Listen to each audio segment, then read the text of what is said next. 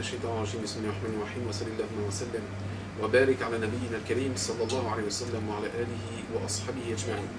Chers frères, chères sœurs, salam alaikum wa rahmatullahi wa barakatuh. Étude de la fête. Mais de quelle fête parlons-nous? Car comme vous le savez, l'islam est extrêmement clair et transparent quant au fait qu'il a recommandé de célébrer. En l'occurrence, Aïd al-Kabir, Aïd al-Saghir, ou Aïd al-Saghir ou Aïd al-Kabir. L'Aïd qui marque la fin du Ramadan, Aïd al-Fitr, ou Aïd al-Adha qui marque bien évidemment l'égorgement du mouton lors du pèlerinage et la fin du pèlerinage, du Hajj. En dehors de ces deux fêtes, l'islam n'a légiféré aucune autre célébration. Ma anzalallahu biha min sultan. Ne faites pas quelque chose, et en l'occurrence nous faisons ici clairement allusion à ce que certains appellent la célébration de la naissance du prophète sallallahu alayhi wa sallam. Deux arguments qu'il convient de retenir. Le premier, il est inacceptable que certains puissent véhiculer l'idée que ceux qui ne fêtent pas la naissance du prophète sallallahu alayhi wa sallam sont des personnes, des croyants et croyantes qui n'aiment pas le prophète sallallahu alayhi wa sallam. Mais l'aks, au contraire, l'amour pour le prophète sallallahu alayhi wa sallam nous incite à suivre scrupuleusement sa sunna.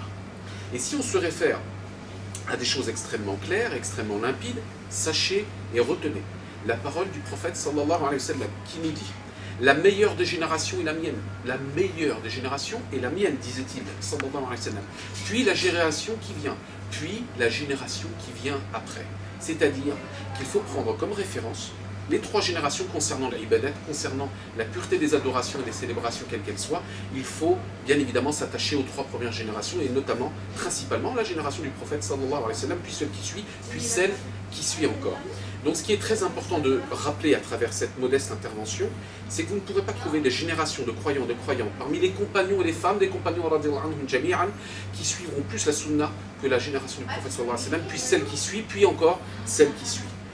Et il est clairement prouvé que durant la vie du prophète sallallahu alayhi wa sallam, puis durant la génération qui a suivi, puis durant la génération qui a suivi, eh bien aucun précepte n'a recommandé bien évidemment dans la sunna authentique de célébrer la naissance du prophète sallallahu alayhi wa sallam. Est-ce que toi, ya Abdullah, tu es meilleur que les générations qui ont vécu à l'époque du prophète sallallahu alayhi wa sallam et parmi les générations qui ont suivi, puis celle qui a suivi? Non, c'est impossible. C'est seulement à l'apparition de la quatrième génération, à travers un certain nombre de célébrations, que cette bid'a, cette innovation religieuse est apparue. Quelles que soient les argumentations contemporaines, quels que soient les arguments contemporains. Moi, je te demande juste une chose, ya Akhil Karim, ma soeur, mon frère, c'est de tout simplement revenir à ce que faisait le prophète sallallahu alayhi wa sallam. Man ahdatha fi amrina hadha ma laysa minhu fahuwa rad. Le prophète sallallahu alayhi wa sallam a dit: celui qui ajoute un ajout ou une adoration ou une innovation quelle qu'elle soit à nos enseignements, alors celle-ci sera rejetée. Donc, ya Akhil Karim, mon frère, ma soeur, il ne convient en aucun cas de faire quelque chose qui, sur le plan législatif, n'a pas été recommandé. En l'occurrence, il est clair, ne va pas te casser la tête à travers les ijtihad de Foulen ou de Foulen, que durant les trois générations et les deux générations qui ont suivi la naissance du prophète sallallahu alayhi wa sallam, aucun texte n'a légiféré cette pseudo-célébration. Et il convient de rappeler pour conclure que ceux qui aiment le prophète sallallahu alayhi wa sallam, ceux qui s'attachent à la sunna du prophète sallallahu alayhi wa sallam, sont ceux qui vont essayer de la suivre scrupuleusement en n'ajoutant rien et en n'enlevant rien du tout. Et ça, c'est une chose qui est extrêmement importante, et il faut autour de nous rappeler cette chose-là avec sagesse, sans agression. Parmi nos frères, il y a certainement peut-être certains, nos sœurs, certains et certaines qui le font. Il faut les rappeler, il faut les conseiller, mais avec amour, sans haine, sans animosité ni quoi que ce soit. Il faut le rappeler avec hikmah. Et quelle est la chose qui va sceller nos accords ou nos désaccords? C'est le retour au texte. Argumente-moi, trouve-moi une preuve selon laquelle le prophète sallallahu alayhi wa sallam a ordonné de célébrer sa naissance. Enfin, dernier point, il y a déjà un khilaf, il y a déjà une divergence quant au jour de la naissance prophétique. Certains disent que il s'agit de Rabi' al-Awwal, du premier jour de Rabi' al-Awwal, d'autres disent que c'est le 12e jour, etc.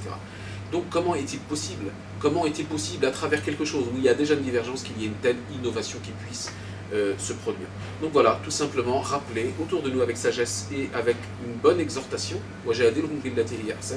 que la célébration de la naissance prophétique n'est en aucun cas légiférée par l'islam. Éloignons-nous de ces innovations avec sagesse, avec recul et avec science. Ala basira. ونسأل الله عز وجل أن يجعلنا من أهل الخير ومن أهل السنة الصحيحة.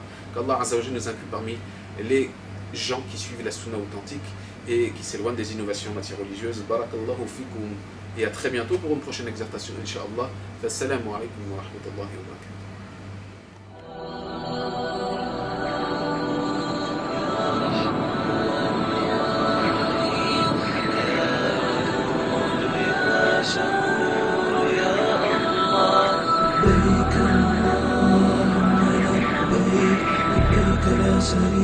لك لبيك إن الحمد والنعمة لك والملك لا شريك لك